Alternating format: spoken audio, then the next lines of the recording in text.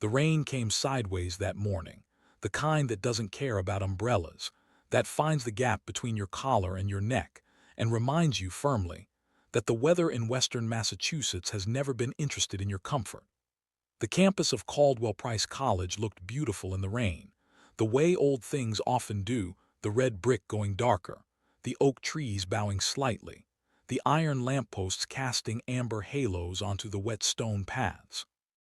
And in the basement of Founders Hall, in a corridor that smelled of old carpet and recycled air, a man in a gray hoodie sat alone with a laptop and the patience of someone who had been waiting, very deliberately, for exactly this.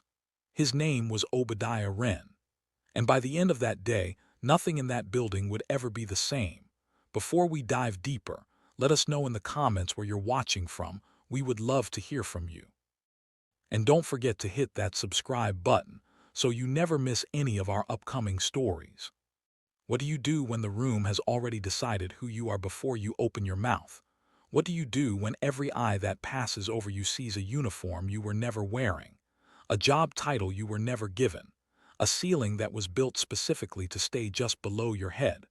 What do you do when you are, in fact, the most powerful person in the building, and not a single soul inside those walls knows it yet? This is the story of Obadiah Wren. And it is also, quietly, the story of Caldwell-Price College, a place that believed in its own reflection so completely, so religiously, that it forgot to look at what was standing right in front of it. The college sits in the hills outside a small Massachusetts town called Whitmore Falls, a name that sounds like it belongs on a postcard, and mostly does. The town has a covered bridge, a general store that sells local honey and expensive candles, and the kind of quietness that people from cities either find deeply restorative or deeply unsettling, depending on what they are running from. Caldwell-Price was founded in 1881. It educated the daughters of mill owners, then the sons of senators, then eventually, slowly, reluctantly, everyone else. It had a motto carved in Latin above the main gate, a phrase that translated roughly to "let wisdom be the inheritance." The students who passed under it every morning rarely looked up. The administration had not thought about what it meant in years. By 2019, the college had developed another kind of inheritance entirely. And nobody, not the donors who wrote the checks, not the parents who sent their children through those iron gates, not even most of the faculty who walked those marble hallways every single day, nobody knew the full shape of what had been built in the dark. Here is what we know about the morning Obadiah Wren arrived. He drove a 10-year-old silver Civic. He wore a gray hoodie and worn Timberlands. He had a backpack over one shoulder and wireless earbuds in his ears. He signed in at the security desk under the name of a technology consulting firm that was real, properly licensed, and entirely unremarkable. He asked for directions to the server room. He was pointed, with minimal ceremony, toward the basement. Now here is the question that should be sitting in your chest right now, quiet and persistent, like a splinter you can't quite find. Why would a man with a doctorate from the University of Michigan and a master's degree from Georgetown, a man who had personally overseen the closure of 2 American colleges, why would a man like that agree to spend 3 weeks in a basement fixing servers he didn't need to fix, in a hoodie, under a cover identity, in a building where nobody looked at him twice? The answer to that question is the spine of this entire story, and it has nothing to do with technology. There is a second question you need to hold. What do you do with power when the person who wronged you doesn't know you have it? What do you do in the moment when you could end everything? When the files are in your possession, the evidence is documented, the witnesses are standing right there, and the man who humiliated you is 3 feet away, still wearing the expression of someone who has never once in 19 years had to answer for anything. What do you do in that moment? Do you become what was done to you? Or do you become something harder to explain and much harder to forget? This story will not let you look away. Not because of what Reginald Hawthorne Bliss did, though what he did was breathtaking in its arrogance, but because of what Obadiah Wren chose to do next.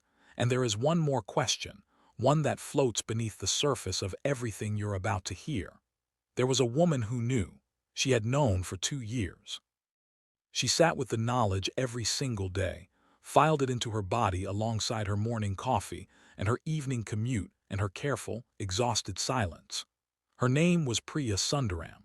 And when the moment came, when the corridor went quiet and the credentials hit the shelf and the world of Caldwell-Price cracked open like something that had been holding its breath for too long, she would have to make a choice that no amount of preparation could have made easy. What really happened in those 3 weeks in the basement? Why did a federal accreditation body choose deception over disclosure? And what truth lies beneath this story? Not just about one corrupt administrator in one Massachusetts college, but about who we see when we look at someone and what we miss when we have already decided. Stay with this, because the story is only beginning. Obadiah Wren grew up in Worcester, Massachusetts, 23 miles east of Whitmore Falls. Though the two places might as well have been different countries, Worcester is a working city. It has the bones of something industrial and the spirit of something that refused to quit: triple-decker houses climbing the hillsides, corner bodegas and Caribbean bakeries and Vietnamese restaurants tucked between auto shops and church buildings with hand-painted signs. It is not a glamorous city. It is an honest one. And Obi grew up in the part of it that required a particular kind of literacy, not just reading and writing, but the literacy of survival, of reading rooms, of understanding, very quickly and very accurately, what a person meant versus what they said. His mother, Lavinia Wren, worked as a licensed practical nurse at a community health clinic for 26 years. She was a small woman with large hands and the habit of carrying a paperback novel in her scrub's pocket. She believed, firmly and without apology, that stories were medicine. She told Obi, from the time he was old enough to understand the words, that the most dangerous thing in any room was a person who had already made up their mind about you. Because they stop seeing, she would say. And when people stop seeing, anything can happen. Obi's father, Clarence Wren, was an electrician who became a building inspector and eventually ran a small contractor business that employed 12 people in Worcester County. He was a methodical man, a man who kept records, who annotated his receipts, who maintained 3 copies of every contract in 3 different locations because he had learned, early and painfully, that in certain rooms, his word alone would never be enough. He passed this lesson to his son not as bitterness but as craft. Documentation, Clarence used to say while reviewing his files at the kitchen table, is not distrust. It is respect for the truth and for your own future self. Obi was their only child. He was quiet in the way that teachers initially misread as disengagement and then, upon closer inspection, recognized as something closer to surveillance. He watched. He retained. He asked questions at the precise moment when the answer would reveal the most. His third-grade teacher wrote in his report card, "Obadiah has an unusual ability to understand systems. He sees how things connect before he can explain why." His sixth-grade teacher wrote, "He is always 2 steps ahead. I'm not sure he knows this about himself yet." He knew. He won a scholarship to a magnet high school in the suburbs where he was, most days, one of very few students who looked like him. He learned things in that school that were not on the curriculum. He learned how a room shifts when you walk in. He learned the precise and exhausting calculus of navigating spaces that were not built with you in mind. He learned that excellence in those spaces was not enough, that excellence without strategy was just a very polished target. And he learned, in a way that settled into his bones and never left, that the most powerful thing he could carry into any room was something no one could see until he decided to show it. He went to Georgetown on a merit scholarship, then to Michigan for his doctorate. His dissertation examined 3 case studies of American colleges that had lost accreditation between 1995 and 2010, analyzing the internal governance failures that preceded each closure. His committee called it one of the most precise pieces of institutional analysis they had read in a decade. A NEASC deputy director read it 18 months after it was published and called Obi directly. He joined NEASC at 28. By 32, he was leading reviews.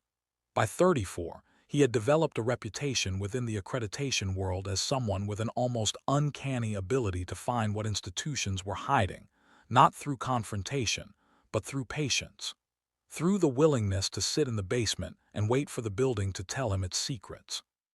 He was not angry, the people who worked with him would say later. He was not on a mission of retribution or righteousness. He was something quieter than that and therefore something more lasting. He believed, deeply and without performance, that institutions mattered, that when a college failed its students, real people paid the price. Real futures narrowed. Real dreams hit walls they never should have encountered. And he believed that the people who built those walls, who hid those failures behind glossy brochures and coach performances and carefully managed silences, those people needed to be found. He was very good at finding them. Now consider Reginald Hawthorne Bliss, who was, in almost every way, Obadiah Wren's negative image. Reginald was born in Marblehead, Massachusetts, into a family whose name appeared on the donor wall of more than one Massachusetts institution. His father had been a college administrator. His grandfather had been a trustee. The path into academic leadership was not something Reginald had chosen so much as absorbed, the way you absorb the wallpaper of the house you grew up in. He went to Yale as a matter of course. He went into university administration as a matter of gravity. And he arrived at Caldwell Price at 41 with good suits, good references, and the absolute unshakable certainty that he understood how institutions worked because he had always been on the inside of them. What Reginald understood about institutions was this: they were, at their core, systems of reputation.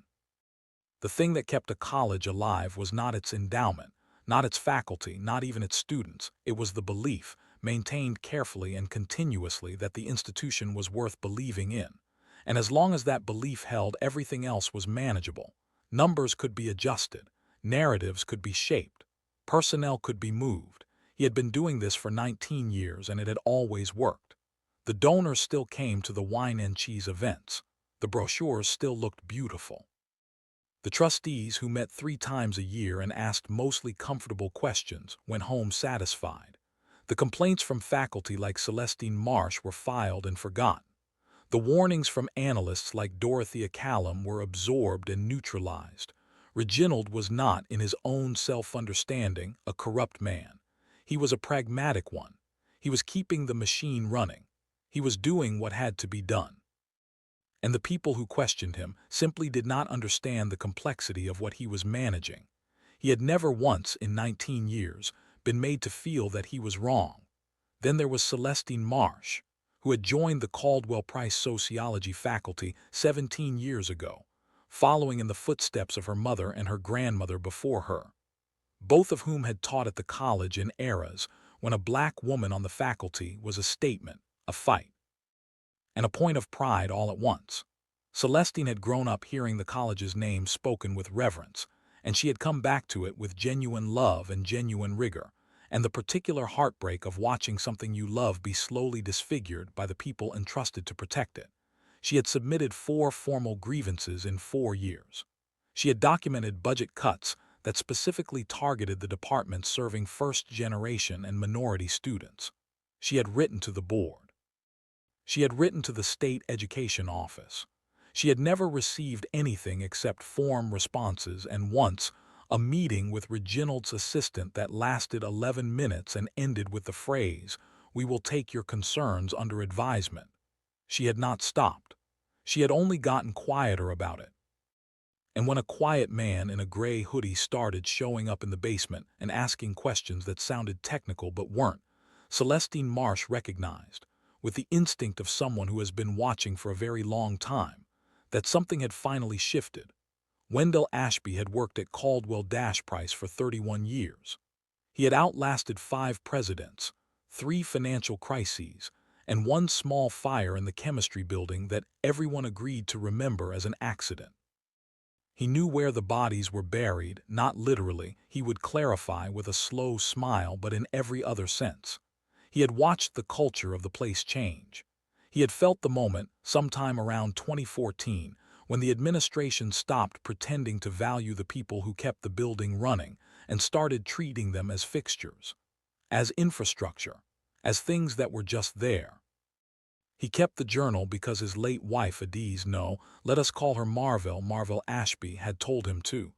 Write it down, she used to say. Not for anybody else, just so you know you saw it. She had passed in 2016. He kept writing anyway, partly for her, partly because the journal had become the only place where what he witnessed every day was treated as real. When he offered it to Obi in the second week, sliding it across a utility shelf without ceremony, without explanation, he did it because 31 years in a building teaches you things about human nature that no degree program covers. And one of those things is this. You learn to recognize, very quickly, the difference between someone who is passing through and someone who has come to stay. Obadiah Wren, Wendell knew, had come to stay. The third week began on a Monday with an unusually clear sky. The kind of October sky in New England that looks like an apology for everything the weather has done all month. The trees on the Caldwell Price campus had turned completely by then, and the courtyard outside Founders Hall glowed in amber and deep red, the kind of color that photographers come to New England specifically to find. In the basement, Obi had stopped pretending to fix anything. Not overtly, to anyone passing by, he still looked exactly like what he was supposed to be. A contractor working quietly, headphones in, screen filled with network diagnostics. But the diagnostics were a backdrop now. The real work had long since moved to a separate encrypted drive, and what was on that drive had grown over 3 weeks into something that would have made Reginald Hawthornbliss physically ill to see. The ghost enrollments were the clearest piece. There were 412 of them, students who had left the college, in some cases years ago, who were still appearing as active in the federal enrollment database. This mattered because federal financial aid, hundreds of thousands of dollars annually, flowed to the institution based on those numbers. Inflated headcounts meant inflated funding, and inflated funding meant a budget gap that never showed up on the surface, because the money was already being spent quietly on other things. The vendor contracts were the second piece. There were 11 of them, dating back to 2014. Each contract was awarded to a different company, but a careful review of business registration records, publicly available if you knew where to look, and Obi always knew where to look, revealed that 6 of those 11 companies shared a registered agent. A man named Fletcher Coombs, who had been a Yale roommate of Reginald Hawthornbliss. None of the 6 companies had produced a deliverable that could be documented. All 6 had been paid in full. The third piece was the 2017 memo from Dorothea Callum. Obi had found it in the third filing cabinet from the left, inside a folder labeled Budget Review, Internal Draft, Do Not Distribute. The memo was 4 pages. It was precise, professional, and devastating. A line-by-line analysis of what was wrong with Caldwell Price's financial reporting, and why, in Dorothea's assessment, the institution was approximately 18 months from a catastrophic accreditation failure if changes were not made immediately. The handwritten margin note, "Handle her," was in blue ink, in handwriting that matched the signature on 11 vendor contract approvals. Obi photographed the memo on the day he found it. He photographed the margin note with a separate, closer frame.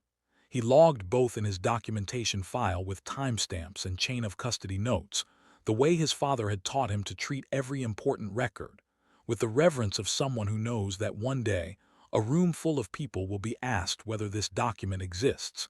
He had contacted Dorothea Callum on the Friday of the second week.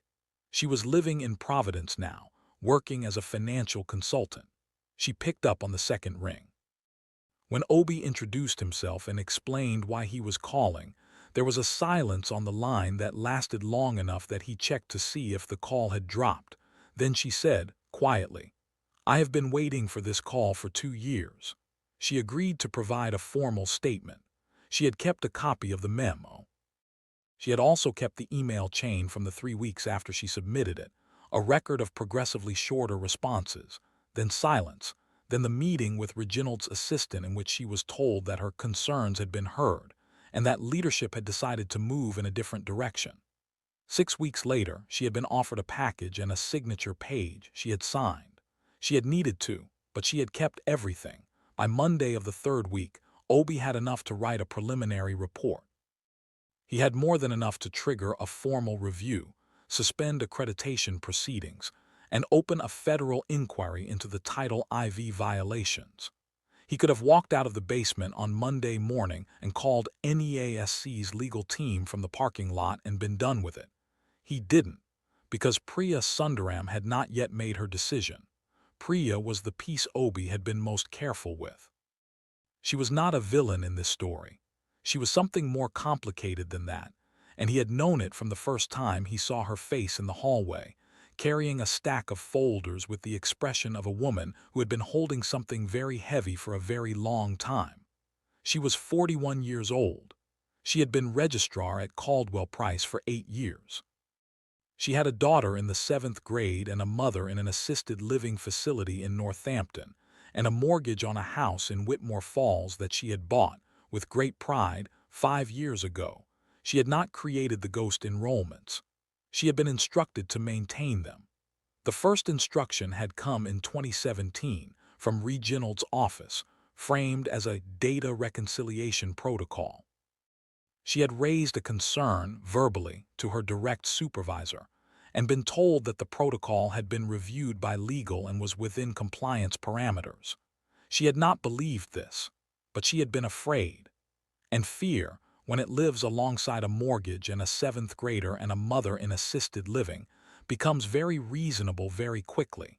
She had lived with it for 2 years. She had gotten very thin in that time, in the way that people get thin when they are not sleeping well and their appetite has been replaced by a low-grade constant dread. On the Tuesday of the third week, she came down to the basement herself. She stood at the door for a moment, watching Obi work. He knew she was there. He had heard her in the stairwell. He did not look up immediately. He had learned, over years of this work, that sometimes people needed a moment to gather themselves before a conversation could actually happen. She sat down across from him at the utility table. She placed a USB drive in the center of the table between them. She said, "There are 2,416 students at this college, according to the federal database. The actual current enrollment is 1,903. I have the real numbers on that drive. I also have the instructions I received in writing and who sent them." Looked at the drive. He looked at her. He did not move to pick it up immediately. He asked her one question. He asked if she understood what would happen next. She said she did. He asked if she had spoken to a lawyer. She said she had not, but she had a sister-in-law who was an attorney in Springfield. He told her to call her sister-in-law before the end of the day. He told her that providing this evidence and her cooperation would matter, that there was a difference between someone who built something and someone who was trapped inside it and finally found the door. He could not promise her anything, he said, but he could tell her that the people he worked with understood the difference. She nodded. She stood. She pushed the drive 1 inch closer to his side of the table. She left without another word. That was Tuesday morning. On Wednesday afternoon, Reginald Hawthornbliss walked into the basement. He came down alone, which was not his habit. He had a set of keys and a folded piece of paper with a cabinet number written on it in his own handwriting. He was wearing his usual uniform, charcoal suit, French-cuffed shirt, the Yale signet ring on his right hand that he had worn every day for 30 years. He moved through the corridor with the ease of someone who has never once considered that a space might not welcome him. He had not come to see Obi. He had not come to see anyone. He had come because someone, Obi would later determine it was his executive assistant, who had been quietly warned by Reginald that certain documents needed to leave the building before the end of the week. Someone had finally remembered that a box of archived financial records from 2015 and 2016 was still sitting in a basement cabinet, misfiled under a routine operations label, untouched for 4 years. It was the box that contained the original vendor contract approvals, the ones with Reginald's signature, the ones that had not yet been moved through the shredding protocol that was, apparently, also on this week's agenda. Obi had photographed every page in that box on the first Friday of his residency. He had logged them, timestamped them, and submitted copies to NEASC's secure document server before the end of that same day. Reginald didn't know this. He walked to the cabinet. He found the box. He tucked it under his arm, and then he turned and saw Obi at the utility table 10 feet away, laptop open, watching him with the expression of a man who has been waiting, very patiently, for exactly this. There was a moment, brief, almost imperceptible, where Reginald seemed to register something. A flicker of something behind his eyes that was not quite recognition, but was not quite comfortable either. Then the expression resolved into its default setting: authority, mild irritation, and the specific brand of entitlement that arrives wearing the mask of administrative concern. He told Obi the work order was for the server room only. He asked who had authorized him to be in this corridor. His voice was the voice of a man who had spent 19 years being answered immediately, accommodated reflexively, and never, not once, held responsible for the sound of his own words. He said the phrase, "people like him." He said it without lowering his voice. He said it in a corridor where Celestine Marsh was at the far end, where Wendell Ashby was 2 doors down, where Priya Sundaram had just emerged from the stairwell and stood now with her hand on the door frame, very still. He pointed toward the loading dock. Obi let him finish. The corridor was very quiet.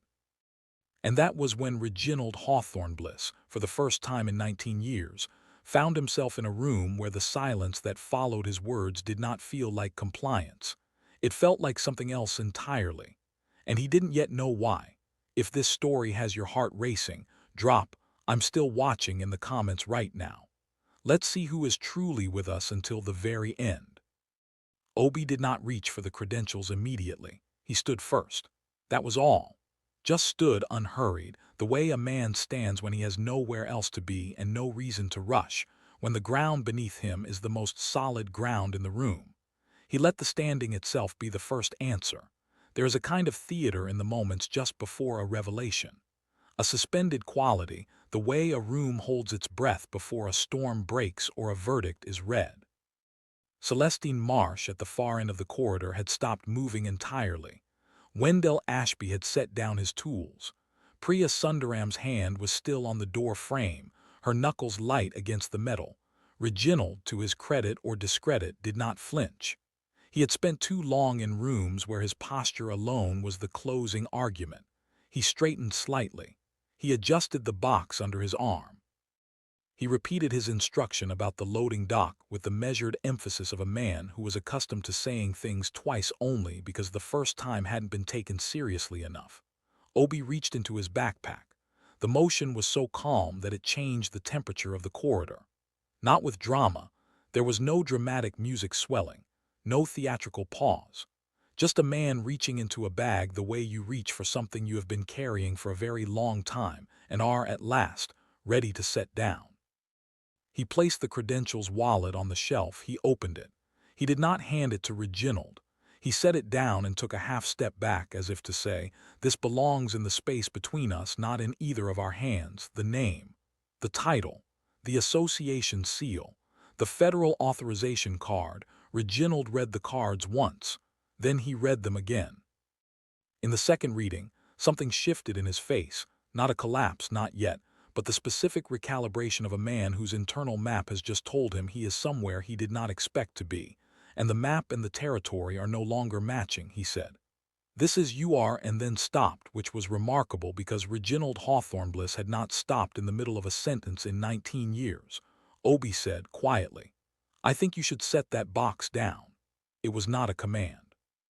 It was barely a suggestion, but it arrived with the full weight of everything behind it: the 3 weeks, the documented files, the timestamp photographs, the USB drive that Priya had placed on the table, the journal that Wendell had handed over in the second week, the statement that Dorothea Callum in Providence was at that very moment typing on her home computer.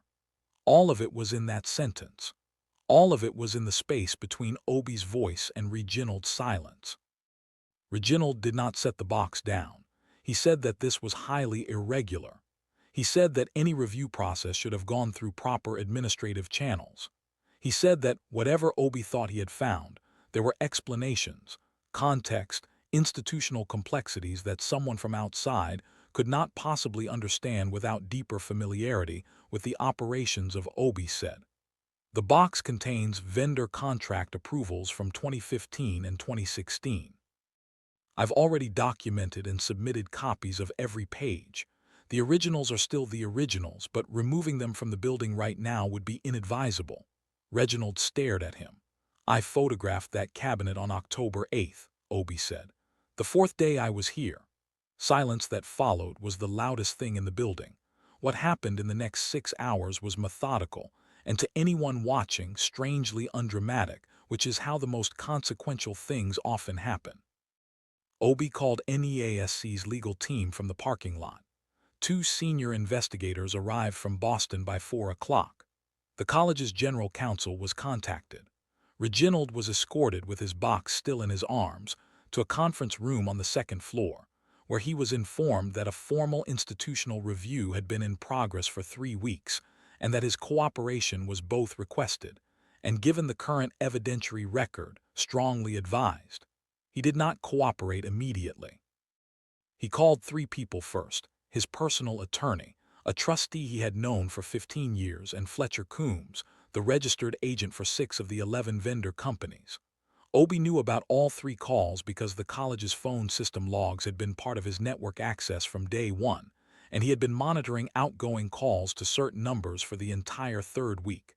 Outside the conference room, the building continued its afternoon. Classes met.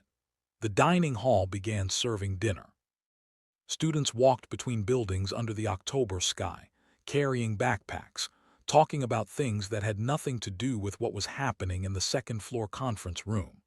They did not yet know that the institution they were attending was, in those hours, either fighting for its life or finally, after years of delay, being forced to face what it had become. Celestine Marsh sat in her office in the sociology department and did not grade the papers on her desk. She sat for a long time at the window, looking at the courtyard. 31 years from now, she thought, someone might be sitting in this same chair. She thought about her mother and her grandmother and what they had built in this building when building it cost something. She thought about the 4 grievances she had filed and the 4 form responses she had received and the meeting that lasted 11 minutes. She thought about the moment in the corridor when a man in a gray hoodie stood up from a utility table and changed, in the span of 1 minute, the entire physics of the room. She opened her laptop and began writing something she had been composing in her head for 4 years. Wendell Ashby finished replacing the light fixture in the corridor and walked slowly upstairs to the maintenance office. He sat at his desk. He opened the drawer where he kept his current journal, not the one he had given Obi, but the continuation of it begun the day after he handed it over, and he wrote for a while. He wrote about the morning and the corridor and the way Obi had stood up. He wrote about Reginald's face in the second reading of the credentials. He wrote, "Marvell, you always said write it down. I wrote it down. I think it did something." Priya Sundaram sat in her office with the door closed and called her sister-in-law in Springfield. The call lasted 40 minutes. At the end of it, her sister-in-law said, "You're going to be okay, but you need to go in there and tell them everything." There was a long silence. Then Priya said, with the voice of someone setting down a weight they have carried for 2 years, "I know, the struggle of this story was never really Obi's. He had done his work. His struggle had been patient and private, and was, in the technical sense, over the moment those credentials landed on that shelf. The struggle belonged to the people who had stayed, who had not run, like Dorothea Callum had run not by choice but by necessity, pushed out with a package and a signature page, who had not been able to leave, who had swallowed their knowledge and their grief and their exhaustion and kept coming to work every morning because their students needed them there, because the building still needed its light fixtures replaced, because someone had to maintain the enrollment records even when the enrollment records were a lie. And the struggle in its deepest form belonged to the college itself, to what it had been and what it had been turned into and what it might still become, depending on the choices made in the hours and days ahead. Because here is the thing that none of the news coverage would fully capture later, and that no institutional review report could adequately reflect. Caldwell-Price College was not a villainous place. It was a wounded one. The students who studied there were real. The faculty who taught with genuine dedication were real. The first-generation students who had chosen Caldwell-Price because of its financial aid packages and its promise of a particular kind of future. They were the most real thing in the building, and they were the people about whom Obi, sitting in the NEASC investigator's temporary office on the second floor, was thinking most clearly. Whatever happened next, whatever the report said, whatever the board decided, whatever legal proceedings followed, 2,000 students were enrolled in this institution. Some of them had turned down other offers. Some of them had moved across the state. Some of them were sitting in classes right now, working toward degrees whose value depended entirely on the accreditation status of the institution granting them. Obi had closed 2 colleges in his career. He knew what that meant. He knew the specific human cost of it, the transfer scrambles, the credit disputes, the financial aid gaps, the students who fell through entirely and never went back. He carried those closures with him, not as guilt exactly, but as weight, as information, as the reason he did not consider his job finished when the evidence was assembled. Evidence was the beginning. What came next required something different, something harder than documentation. It required judgment. And judgment, Obi had learned in this work and in this life, required you to look at the full picture, not just the rot, but everything that had grown up around it. Not just what needed to be cut away, but what might still, with the right conditions, survive. He sat in that second-floor office with his encrypted drive and his documentation files and 2 NEASC investigators, and the knowledge that a college's fate was, in a very real and immediate sense, resting on the recommendations he was about to begin drafting. Outside the window, the October light was going golden. The oak trees in the courtyard stood still and enormous and indifferent. A student crossed the path below with headphones in, looking at their phone, completely unaware. Obi watched them for a moment. Then he opened a new document and began to type.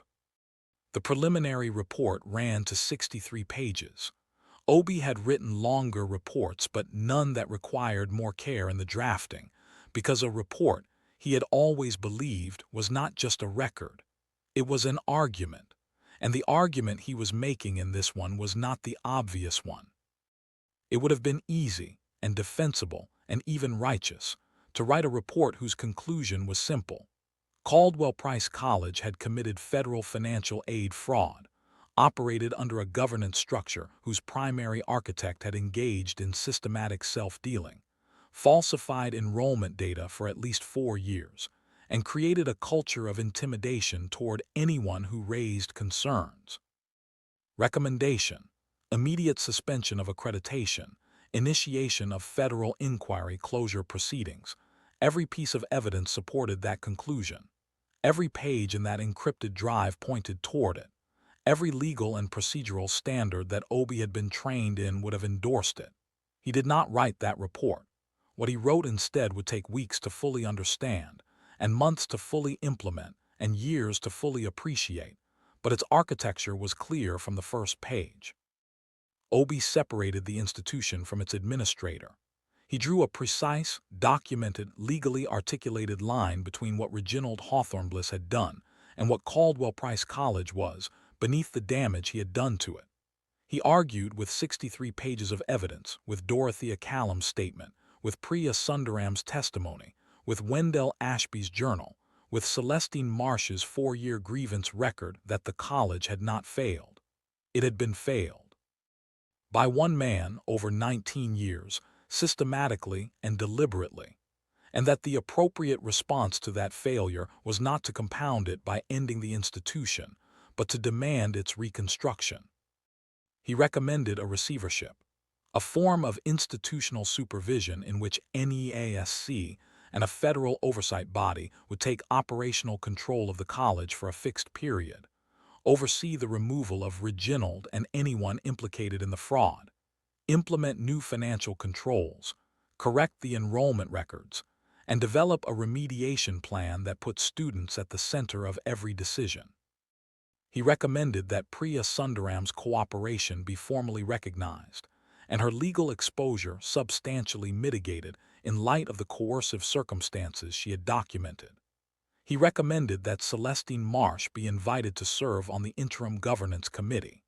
He recommended that Wendell Ashby's 31 years of institutional knowledge be treated as a resource rather than a footnote. And he recommended that the college begin the process of locating and contacting every student who had been enrolled under false data to ensure their federal aid records were accurate and their academic standing protected. The NEASC board reviewed the report in a closed session that lasted 4 hours. They approved it, with modifications, by unanimous vote. It was the first time in the association's history that a report of this magnitude had recommended reconstruction rather than closure, and the discussion in that session was long and heated and ultimately, according to the board member who would later write about it, resolved by a single sentence from the senior investigator who had spent those 6 hours in Whitmore Falls. He said, "There are 2,000 students in that building who didn't do anything wrong. Our job is to figure out what they deserve. The rest is paperwork." Reginald Hawthorne-Bliss resigned within 48 hours of the report's filing, on the advice of his attorney.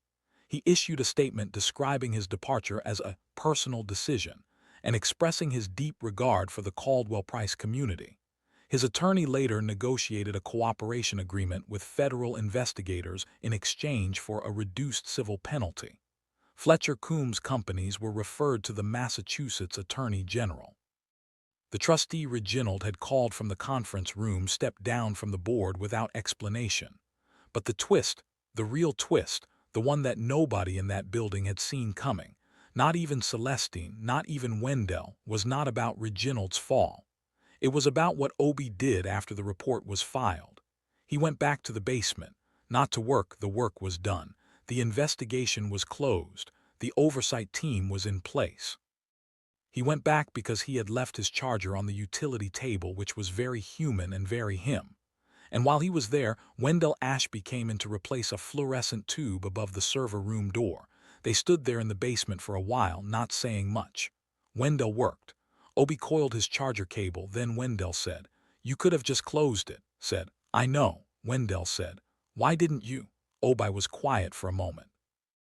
Then he said something that Wendell would write in his journal that same evening and read over and over in the years that followed. He said, "My mother used to say that when people stop seeing, anything can happen. I wanted to make sure the right people got seen." Wendell nodded. He replaced the fluorescent tube. The corridor brightened. She thought she had lost everything, the story might say here, but that is not quite right for this story. Because what Priya Sundaram discovered in the weeks after her testimony was not that she had lost nothing. She lost the silence she had been carrying. She lost the dread. She lost the particular exhaustion of knowing something is wrong and choosing every morning to keep knowing it privately.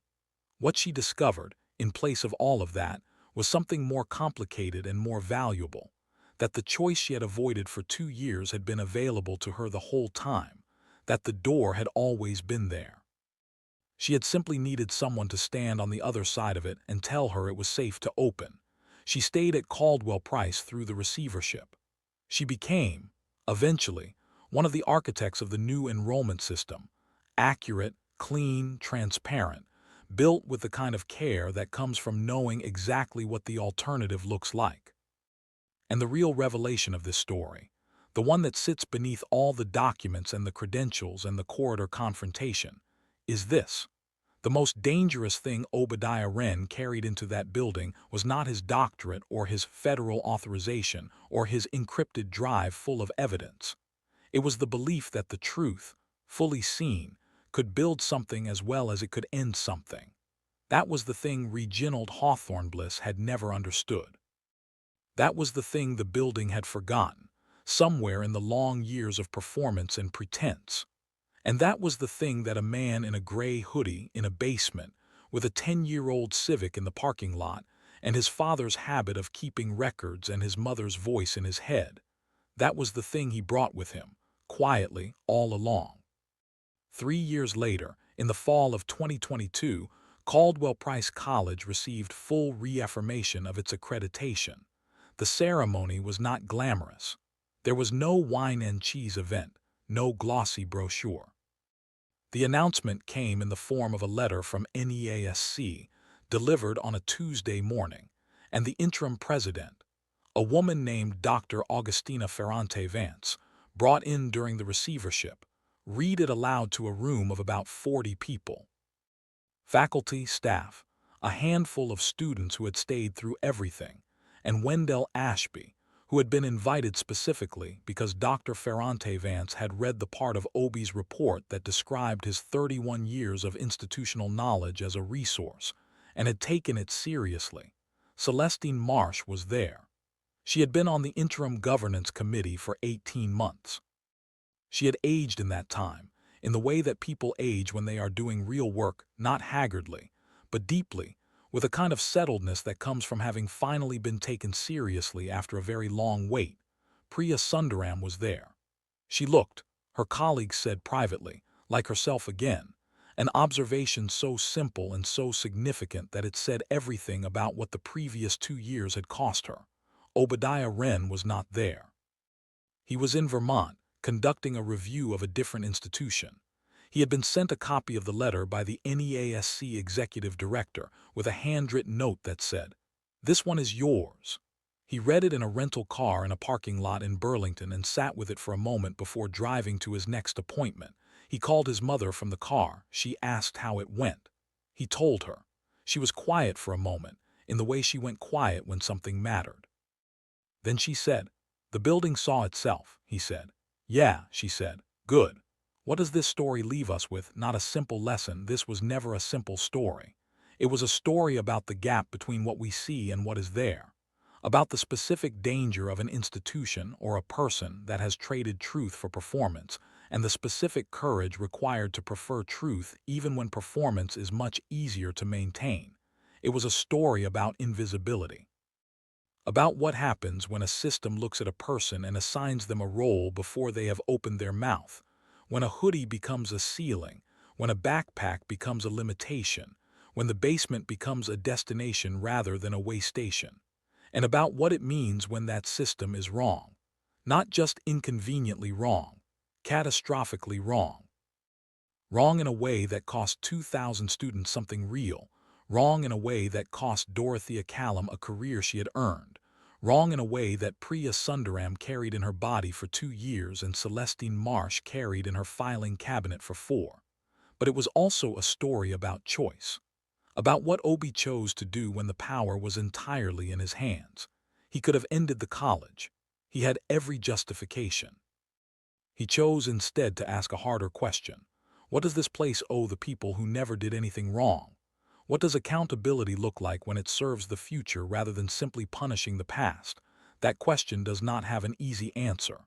But the asking of it, the insistence on asking it even when the easier answer was available, is perhaps the most important thing Obadiah Wren did in his career. His father used to say, "Documentation is not distrust. It is respect for the truth and for your own future self." His mother used to say, "When people stop seeing, anything can happen."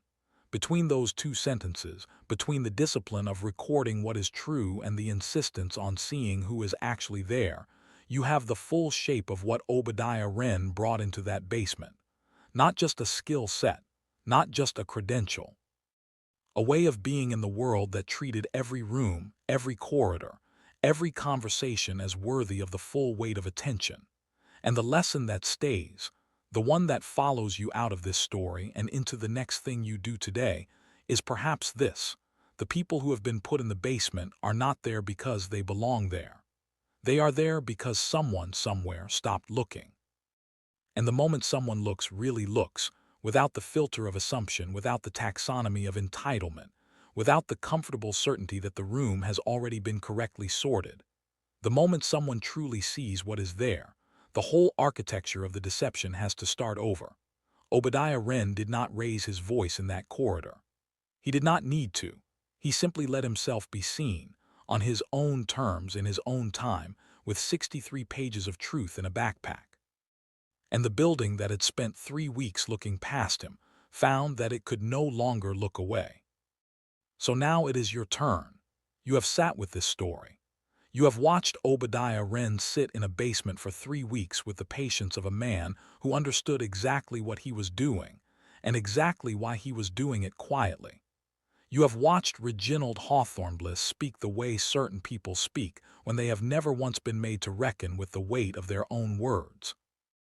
You have watched Priya Sundaram set a USB drive on a table and push it 1 inch across, that 1 inch that took 2 years of fear and one good conversation with a sister-in-law to cross.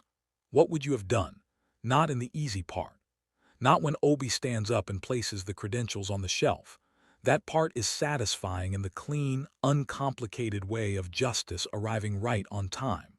But in the hard part, the part where you have everything you need to close the institution entirely, and closing it would be justified, and you sit in a second-floor office watching a student walk across the courtyard with headphones in, completely unaware, and you have to decide what accountability actually means. Would you have recommended closure?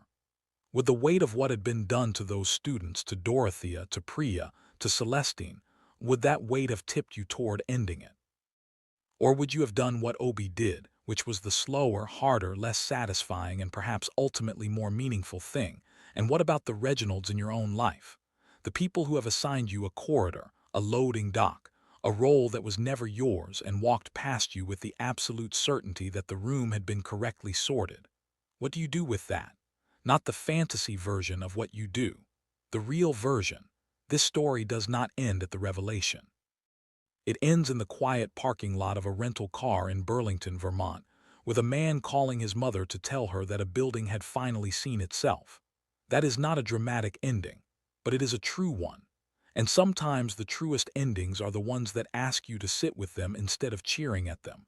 Drop your thoughts in the comments. Tell us what you would have done. Tell us which character stayed with you the longest. Was it Obi, with his patience and his encrypted drive? Priya, with her 2 years of dread and her 1 inch push?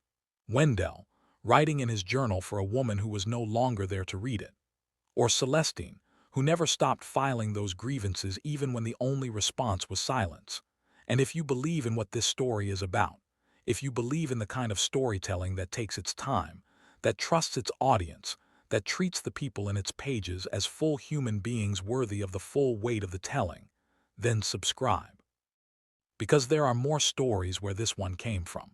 Stories from the hills and the cities and the corridors and the basements of this country, where people are doing extraordinary things in ordinary clothes, carrying truths that the room is not yet ready to see. Wait until you hear what is coming next. Some stories change you quietly. This was one of them.